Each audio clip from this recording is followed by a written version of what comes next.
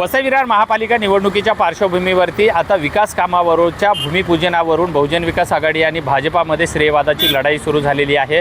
मी आता नालासोपारा पश्चिम श्रीप्रस्थ या परिसरामध्ये आहे। आपण जर बघितला तर हे वसई विरार शहर महानगरपालिकेचं खेळाचं मैदान आहे आणि हे जवळपास गावातील आरक्षण क्रमांक 361 PG सर्वे नंबर 157, 58 आणि 59 ही मिळकत जी आहे ही महानगरपालिकेच्या मालकीच्या व कब्जे वाईटीची आहे। मात्र या खेळाच्या मैदान हे अनेक दिवसापासून प्रलंबित होतं।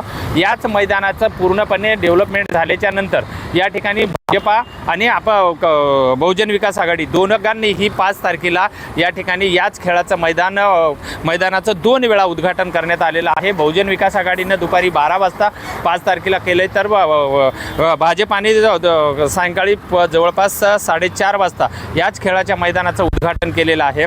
त्यामुळे एकंदरीतच आता महापालिका निवडणुकीच्या पार्श्वभूमीवरती कुठेतरी श्रेयवादाची लढाई सुरू झालेली आहे असं स्पष्ट होत आहे।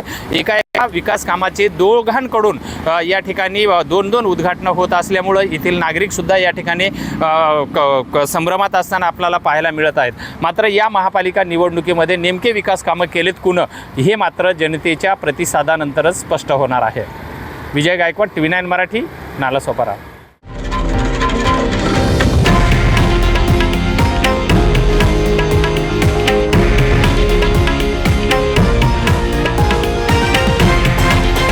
हे आहे देशातील नंबर 1 न्यूज नेटवर्क आणि आपण पाहत आहात TV9 मराठी, एकमेव।